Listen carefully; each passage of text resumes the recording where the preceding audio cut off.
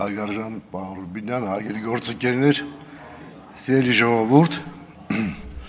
նախ փոքր անդրադարձ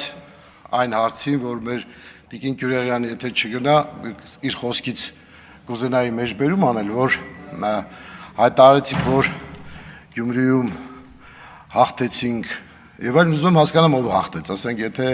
Մայր Հայաստանը նկատի ունեք 6% ունեցավ, եթե Վարդան Ղուկասյանը 20%, եթե Մարտուն Գրիգորյանը 16%, ով հաղթեց, էլի ուզում եմ հասկանամ հաղթող, բայց մի քաղաքական ուժ, որ 36% հավաքել, բնականաբար դա է հաղթե, չէ։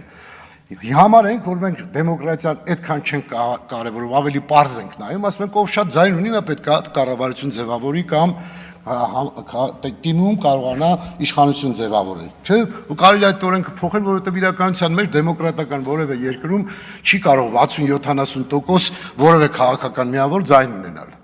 Տրամաբանական է, որ չի կարող ունենալ։ Եվ քանի որ կոալիցիոն հարաբերությունները կայացած չեն մեր երկրում, երևի ավելի ճիշտ կլինի, որ քաղաքական ուժը, որ շատ ձայն է հավաքել, նա էլ ձևավորի իշխանություն։ Պետք է գնալ դա իմ կարծիքով։ Այդ իմաստով ուզում եմ ասեմ չի հաղթել։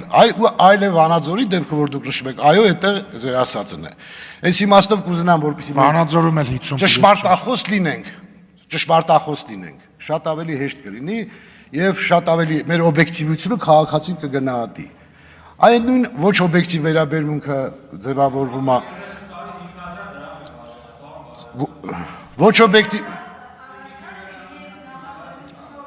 Խնդրում վերականգնեք Ընդունեցի Տիկին Քյուրեղյան, դուք ճիշտ առաջարկ եք արել, մենք առաջիկայում անդրադառնանք այդ առաջարկին։ Հիմա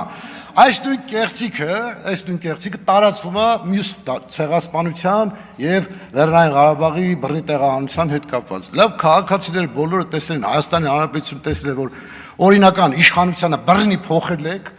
ծափարել եք, ուրախացել եք եւ 10 օր հետո Եվլախում հանձնվել եք։ Որտեղ է այդտեղ իշխանության մեղքը էր, ուզում եմ պարզ բայց քաղաքացին Հայաստանի Հանրապետության քաղաքացին սա տեսնում եւ լսում է եւ հասկանում է, որ չի կարելի դες կեղծիքների գնալ։ Կամ ցեղասպանության ուրացման մասին բազմիցս իշխանության ամենաբարձր մակարդակով ասվել է, որ որևէ մեկը չի կարող Հայաստանի Հանրապետություն ցեղասպանություն ունենալ, որովհետեւ քրեորեն դատապարտելի արարք է դա։ Դա մոռաց ոչ ոք չի կարող մոռանալ։ Բայց եթե դուք ուզում եք ծայրահեղ քայլեր անեք, այնքան որ կարողանաք քաղաքական այս իրավիճակը վիժեցնեք ի վնաս Հայաստանի Հանրապետության, չի հաջողվելու դա, որովհետև գործող իշխանությունը հստակ քաղաքական գիծ ունի։ Ես այն ինչ որ պետք է ասել, ցավոք սրտի չեմ կարող ասել, զուտ այն պատճառը, որ ստիպված պետք է մենք կեղծիքները մեկնաբանենք։